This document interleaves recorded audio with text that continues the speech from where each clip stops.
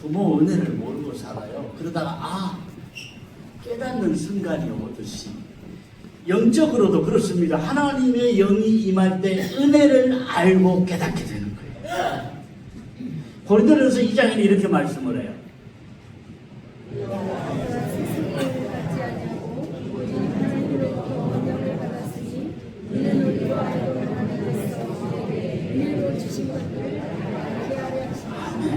하나님의 영이 임하기 전에는 은혜를 은혜로 모르더라는 거예요.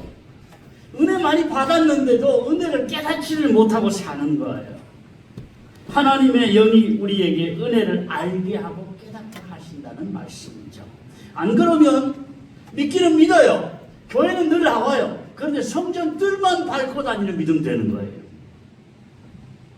하나님의 영이 임해야 은혜를 알게 되고 깨닫게 되는데, 나에게 죄사함의 은혜를 주시고 또 천국 백성 삼으신 것도 주님 주신 은혜고, 내가 기도한 것 때를 따라 응답하시는 것도 주님 주신 은혜고, 영적 세계만이 아니라 하루하루 우리가 사는 것 자체가 은혜예요. 이것이 깨달아지는 것이 하나님의 영이 임해서예요. 믿음 생활을 하지만 예수 없는 인생은 목마른 인생입니다. 믿기는 믿는데 늘 허덕여요. 돈을 벌어도 만족이 없고 좋은 거 먹고 들어도 행복하지 않은 거예요. 뭘 해도 만족감이 없는 목마른 인생 사는 겁니다. 예수님 만나고 은혜를 체험한 인생은요, 은혜의 물결을 타며 살게 되는 거예요. 인도에 의료 선교사로 있던 분의 간증 가운데, 의사죠 그러니까, 하루는 저 오지에 사는 어느 부인이 아기를 넣고 병원으로 클레버터 뛰어왔더래요. 살려달라고 아기를. 진짜를 해보니까 거기서는 도저히 안 되는 것이고, 도시에 있는, 저 멀리 있는 도시에 있는 큰 병원으로 가서 수술을 해야 고칠 수 있는 병이더래요. 안 그러면 이게 위험하대요. 그래서 빨리 도시에 있는 병원으로 가보라고 했더니 이 부인이 하는 말이, 그러면 우리 집 소는 어떻게 해요? 그러더래요. 그래서 의사가 화가 나죠. 지금 소가 문제냐고, 아기가 죽느냐 사느냐인데 소가 문제냐? 소가 중요해요? 아기가 중요해요? 그러니까 뭐라고 대답을 할게요? 당연히 소가 중요하죠. 부인이 그랬다니까 제가 그런 게 아니고 괜히 저한테 뭐라고 그러는데, 당연히 소가 중요하죠. 아기는 2, 3년 있다가 낳으면 되지만 소는 평생 일해야 살 수 있어요. 웃자고 하는 얘기가 아니에요. 진짜 이 부인의 마음에는 정말 평생 일해야 이 소를 한 마리 살까 말까, 아기를 또 낳으면 되는데, 그런 생각이 들어는 거예요. 꼭 이런 일이 아니더라도 우리도 마음이나 생각이 뭐가 먼저이고 뭐가 중요한지 헷갈리는 인생 살 수도 있는 거예요. 주님께서 때에 따라 우리에게 분별력과 지혜를 더하여 주시기를 축원합니다. 은혜가 임하면 분별력이 생겨요. 무엇보다 내 마음이 넉넉해져요. 이 마음의 여유가 생겨요. 작은 것 때문에 이 복닥거리지 않아요.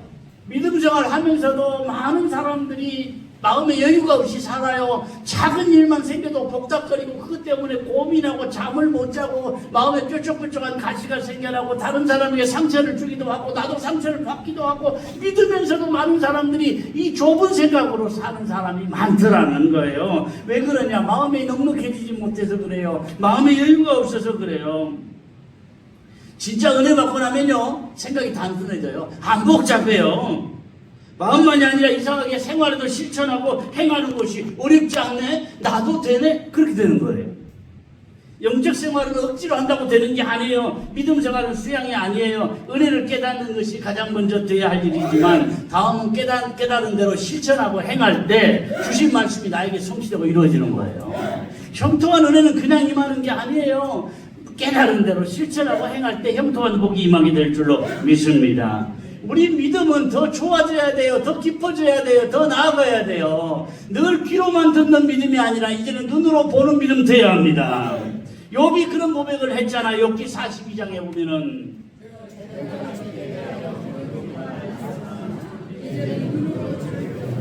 이전에는 듣기만 하는 믿음이 아니라 이제는 눈으로 보는 믿음입니다. 그런 체험이 있습니다. 그런 고백이잖아요. 욥이 언제 이 고백을 했습니까? 온갖 환난, 풍파, 고난 다 겪고 나서 마지막 부분에 이런 고백을 했어요. 그러나 우리는 말씀을 통해서 미리 알고 미리 깨닫고 이렇게 고백하는 믿음 되셨으면 좋겠습니다. 좋은 가정의 전제 조건은 좋은 부부예요. 오늘 부부 이야기를 많이 할 건데 영감 일찍 이 천국에 가고 혼자 사는 나는 어쩌라고 자꾸 부부 이야기 하느냐, 그런 분들은 왜 이런 이야기를 하느냐, 내 자녀의 가정을 위해서 기도하라고. 네. 영감 없는 분들 괜히 쓸데없는 소리 한다 그러지 말고, 우리 가정의 아들 딸들은 이렇게 살았으면 좋겠다, 기도 제목이 되시면 좋아요. 아직 결혼하지 않은 분들은 앞으로 결혼하면 이렇게 살면 좋겠다 그러면 되고요. 그런 의미에서 본다면 말씀은 버릴 게 없다니까요. 부부가 서로 갈등하고 다투면서 사는데 가정이 잘 되고 자녀가 잘 될 수는 없어요. 좋은 가정의 조건 첫째가 좋은 부부인데, 3장 말씀은 한마디로, 오늘 다 앞부분을 읽지 않았습니다만 한마디로 좋은 부부, 아내와 남편이 갖춰야 될 몇 가지 성품을 말씀하고 있는데, 행복한 가정을 이루기 위해서 먼저 아내에게 주신 말씀이 1절부터 6절이고요. 많죠. 그런데 남편에게 주신 말씀은 7절 딱 한 절이에요. 왜 이런 권면을 하느냐? 주님은 우리가 이 땅에 사는 동안도 행복한 가정 이루고 살라고. 아멘. 우리는 승리 그러면 누가 이겨 누가 진다 생각을 하는데, 말씀이 주는 승리는 윈윈이에요. 상생이에요. 함께 잘 사는 거예요. 함께 승리하는 거예요. 부부간에는요, 누가 이기고 지고 이 개념이 없어야 돼요. 누가 진짜 승자냐? 먼저 미안하다고 말하는 사람, 그 사람이 진짜 강한 자예요. 의왕을 혼자 차지하겠다고 강한 부모가 약한 부모를 물어 죽이면, 약한 부모가 죽어서 썩으면 둘 다 죽는 거예요. 자, 오늘 1절 보겠습니다.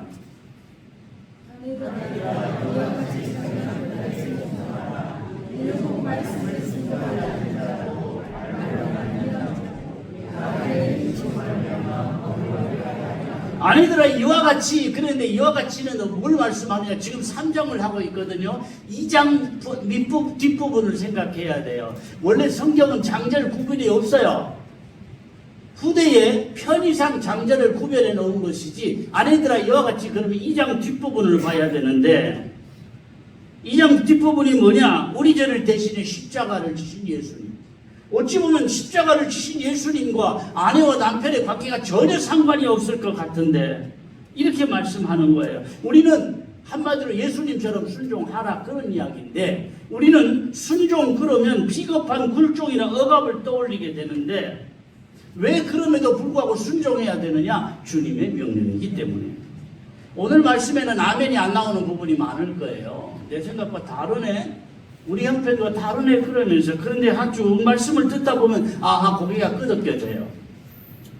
왜 순종해야 되느냐? 주님의 명령이기 때문에. 이 말은 아내가 남편보다 더 낮아서 더 못해서 순종하라는 것이 아니에요. 부부는 동등합니다. 그런데 하나님의 뜻과 섭리 안에서 순종하며 살아야 된다. 가정의 행복을 원하시는 하나님이 명령하신 것이기 때문에. 다른 가정은 몰라도 우리 가정은 안 그래요. 남편이 순종할 만해야 순종하죠. 그럴 수 있습니다. 남편이 순종할 만한 사람이냐 아니냐, 이것이 문제가 아니에요. 남편 때문이 아니라 누구 때문에? 하나님 때문에. 이것을 마음에 깊이 기억하셨으면 좋겠어요. 자, 빌립보서를 한번 보겠습니다.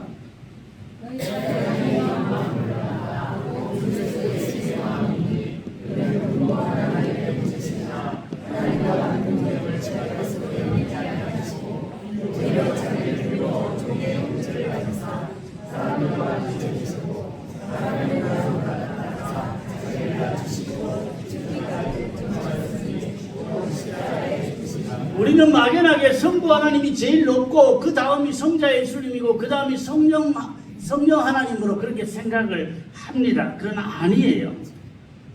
하나님이나 예수님은 동등하신 분입니다. 그러나 하나님과 동등됨을 취할 것으로 여기지 아니하시고 종과 같이 되셨다. 자기를 죽기까지 복종하셨다. 그렇게 말씀을 해요. 왜 그랬느냐? 구원의 열매 맺으려. 첫째는 아내가 남편에게 순종해야 하는 것이 하나님 때문이라고 했죠. 또 한 가지는 뭐냐? 믿음 없는 남편이 구원받게 하기 위해서. 1, 2절을 다시 한번 보겠습니다.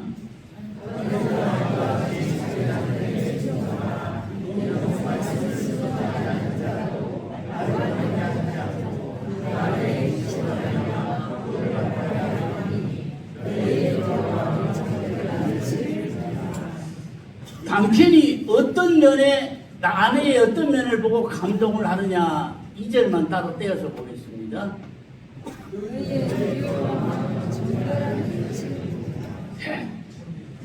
여기 두려워한다는 단어는요 포보스라는 단어인데 두렵다는 뜻도 있지만 존경이라는 그런 의미도 들어있어요. 한마디로 말보다 묵묵히 고난을 참으며 사랑을 실천하는 아내의 모습을 보면서 남편의 마음이 감동이 된다는 거예요.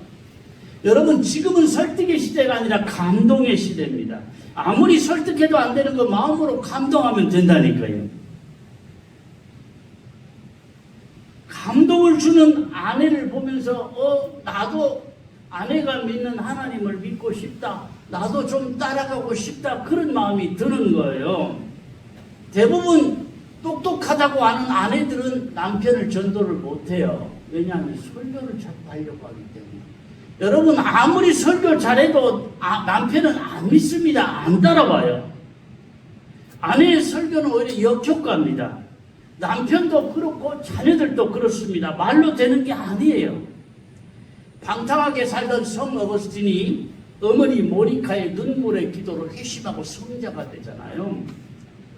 어머니에 대해서 이렇게 기억을 합니다. 어머니는 아버지를 주님 모시듯 했습니다. 저는 그 장면을 잊지 못합니다. 아들의 마음속에 어머니가 기도 많이 했다는 기억보다도 아버지를 주인 모시듯 하는 그 모습이 감동이 됐다는 얘기예요. 물론 눈물의 기도를 많이 했어요. 모니카는. 그러나 남편을 지성으로 섬기는 그 모습이 아들의 마음에 깊이 남아서 아들이 방탕하게 생활하다가 하나님께로 돌아와서 성자가 되는 계기가 됐다는 얘기예요. 오래전 이야기입니다만 우리나라에도 한 2번 온 빌리 그레암 목사님 아내 룻 그레암이 빌리를 사랑하는 것은 내 몫이고 빌리를 변화시키는 것은 하나님의 몫이에요. 그런 유명한 말을 했어요. 뭘 말씀하느냐? 아내들이요. 한마디로 남편을 변화시키려고 하지 말고요. 남편을 있는 그대로 받아들이고 사랑할 수 있길 바랍니다. 변화는 누구의 몫이에요? 하나님의 몫이에요. 하나님이 달라지게 하면 하나님이 은혜 주시면 달라져요. 변화돼요.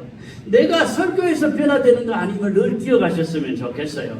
기도하나 믿음으로 사는 가정보다 행복한 가정 되시기를 축원합니다. 오늘 3절은 오해의 소지가 많은 부분인데 같이 한번 보겠습니다.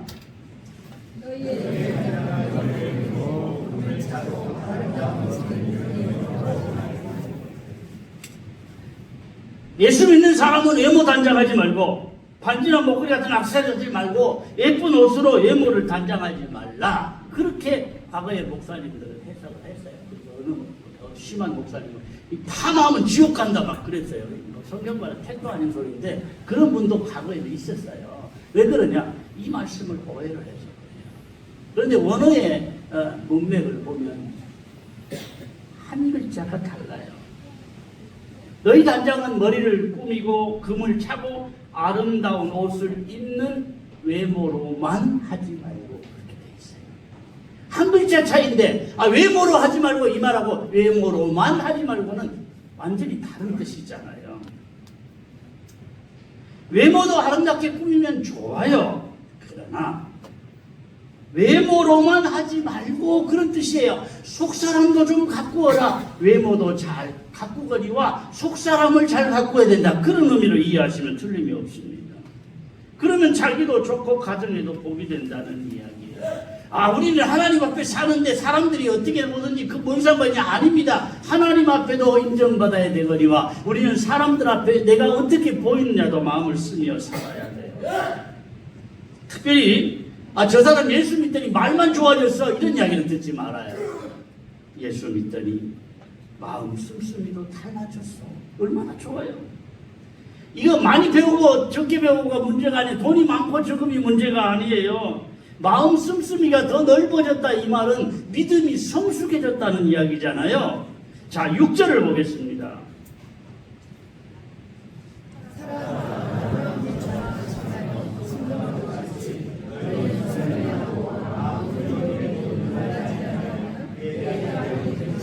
사라가 아브라함을 주로 주인같이 모시지 않았느냐? 너희들도 그렇게 하라. 그런 이야기예요.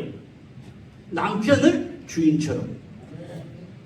남자들만 아멘 할 줄 알았어요. 아멘이 잘 안 나올 거예요. 여자분들은. 지금이 뭔 시대인데 남편을 주인처럼 모시고 사느냐? 이해가 안 될 거예요. 그런데 과거에 주신 그 말씀이 오늘날도 통용되는 말씀이냐? 그런 의문을 가질 겁니다. 과거 사실 먹고 살기 힘든 시절에는요, 주로 남편들이 밖에 나가 돈 벌어 오고 아내와 자식들은 집에서 그렇게 살았어요. 과거에는. 그래서 남편들이 밖에서 돈 벌어오니까 그냥 집안에 들어오면 큰 소리 치고 굴림하고 이 아내나 아이들은 찍소리 못하고 살던 과거에 우리 부모님 시대는 다 그렇게 살았었어요. 대부분. 그런데 그렇게 살던 시절에 이혼 상담소를 찾아온 어느 아내가 이런 이야기를 했습니다. 내가 다시 태어날 수 있다면 벼룩이라도 수컷으로 태어나고 싶다. 그런 시대도 있었습니다, 과거에. 근데 이제는 대세가 남자가 아니에요. 이제 대세는 여자예요. 아내의 위치, 아내의 생각 지금 많이 달라졌습니다. 이런 시대에도 남편을 주인처럼 받들고 살라, 이 말씀이 적용될 수 있을까?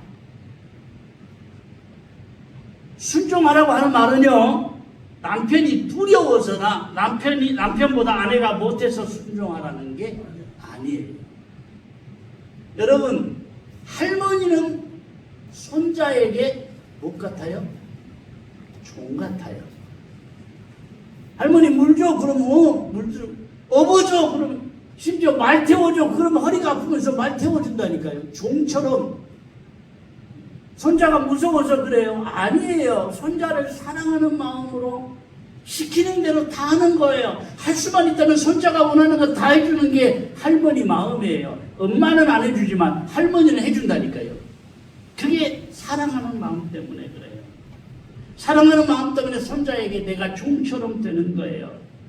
사실 우리가 남편을 향해서 순종하라는 이 말씀의 깊은 의미도 바로 이것입니다. 안 믿는 남편 하는 거 보면 때로 참 가소롭잖아요.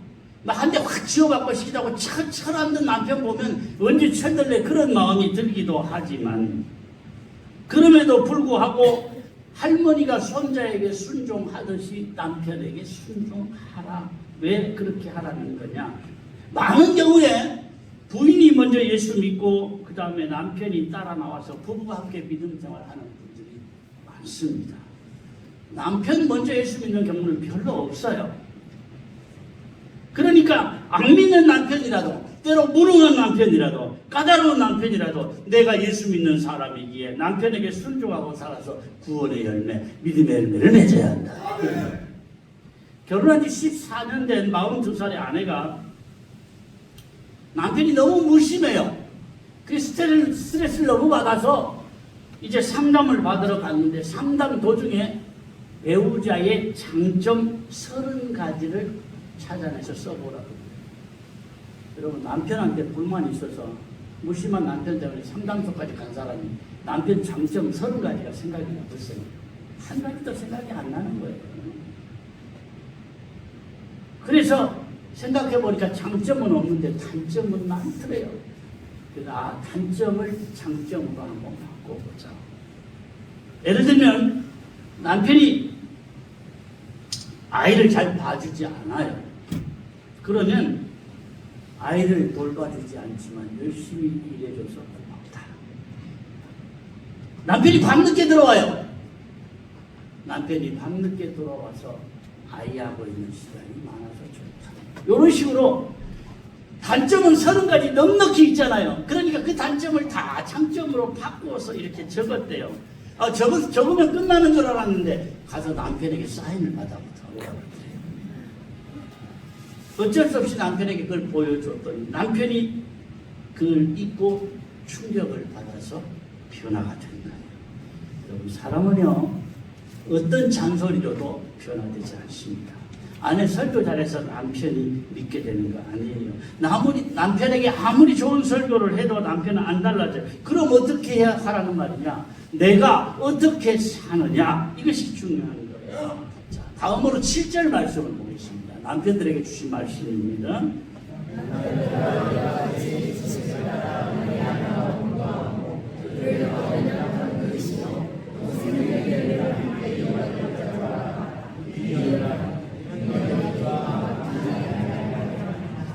아내에게 주신 말씀은 6절, 남편에게 주신 말씀은 1절. 아내에게 문제가 그만큼 6배나 많다는 것인가요? 아닙니다. 가정에서 아내의 역할이 그만큼 중요하게 6절이나 되는 말씀을 주신 거예요. 강조하기 위해서. 남편에게 주시는 권고는 한마디로 요약하면 뭐냐? 아내를 귀하게 여기며 살아라. 그런 이야기예요. 부부간에는요, 이기고 지고가 없어요. 말씀이 주는 승리는 윈윈이라 그랬죠. 상생, 함께 승리하고 같이 사는 것이 말씀이 주는 승리예요. 아내를 더 연약한 그릇으로 알고 그랬어요. 아내를 더 연약한 그릇으로 알고.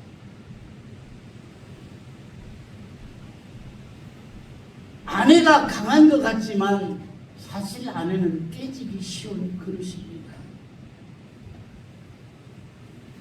남자보다도요, 여자들이 한번 마음에 상처를 입으면 그게 몇십 년이 지나도 잊혀지지 않는 겁니다.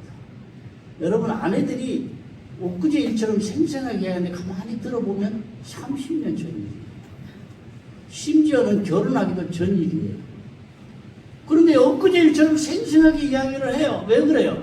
마음의 상처가 그만큼 깊기 때문에 그런 거예요. 아내는 연약한 그릇이기에 깨트려지지 않도록 더 귀하게 여기며 사시기를 바랍니다. 하나님께서 남자들에게 힘을 주신 것은 그 힘으로 여자를 잡으라고 주신 게 아니에요. 그 힘으로 아내를 도우라고.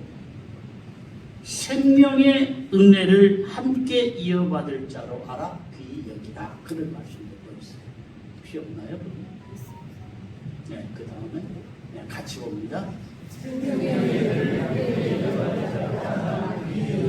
이게 무슨 말입니까? 안 믿는 사람들은 좋으면 같이 살다가 싫으면 헤어지면 그만이에요. 뭐가 무서워요? 내가 살기 싫은데 안 살면 그만이죠. 부부간의 일은 누구도 못 말리는 거예요. 그런데 우리 믿음의 사람이 다른 건 뭐냐? 부부는 이 땅에서 같이 살 뿐 아니라 함께 영원한 유업을 이어받을 동반자다. 이 땅에서 같이 살고 천국도 같이 갈 사람이라 그런 이야기예요. 이 땅에 얼마를 살든지 서로 귀하게 여기며 살아야 돼요. 오늘 이후로 남편이든지 아내든지 부모든지 자녀든지 서로 귀하게 여기며 사시기를 바랍니다. 사는 동안 서로를 귀하게 여기고 살면요, 아내 마음속이나 남편 마음속이나 자녀들 마음속에 자존감이 있습니다. 여러분, 자존감이 없으면요 참 피곤한 인생이 됩니다. 누가 쳐다만 봐도 나를 무시하는 거요? 그렇게 생각을 한다니까요. 쳐다볼 수 있잖아요. 나를 무시하는 거요? 여러분, 앞에 차가 조금 이렇게 치고 들어와서 비상등을 깜빡깜빡 켭니다. 이게 뭐예요? 네? 미안해요. 네. 그런데 잘못 생각하면 저거 뭐야? 엿먹어라.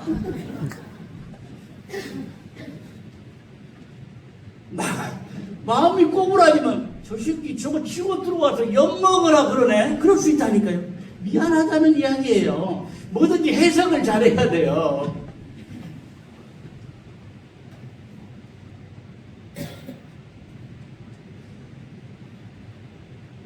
마음에 자존감이 있어야 돼요. 어릴 때부터 이 마음에 상처가 많으면요, 세상을 보는 눈이 삐딱해지고 세상을 똑바로 살기가 어려워요. 확실히 마음에 자존감을 심어주면 가치 있는 인생 사는 거예요. 자녀도 그렇고 아내도 그렇고 남편도 그렇습니다. 그런데 이것보다 더 중요한 이유가 뭐냐? 정말 중요한 이유 한 가지가 뭐냐? 남편과 아내가 서로 인정하고 귀하게 여기며 살아야 될 이유가 뭐냐? 맨 마지막 부분에 뭐라 그랬느냐? 기도가 막히지 아니하게 하려 함이라. 한마디로 부부관계는 믿음생활과 직결이라는 거예요. 부부가 갈등하며 다투며 사는데 기도가 잘 돼요? 그런 일은 없어요. 믿음 생활이 잘 돼요. 그런 일이 없어요. 내가 살면서 자꾸 얽히고 안 풀리는 일이 있다면 부부간의 관계를 먼저 점검하고 회복해야 돼요. 왜냐하면 영혼이 잘 된 것 같이 범사가 잘 된다 그랬거든요. 뭔가 육신적으로 안 되는 일이 생기면 먼저 내 영혼이 잘 되고 있느냐, 우리 부부관계가 잘 되고 있느냐, 우리 자녀가 애를 먹이면 우리 가정에 문제가 없냐, 이것부터 살펴야 한다니까요. 원리가 그렇습니다. 그러면 영혼이 잘 되면 나머지도 하나씩 하나씩 풀립니다. 점점 좋아져요. 믿음 생활도 하는 일도 잘 되는 거예요. 주님 안에서 행복, 이런 은혜가 가정마다 임하기를 축원합니다. 8절 9절 말씀을 다시 한번 보겠습니다.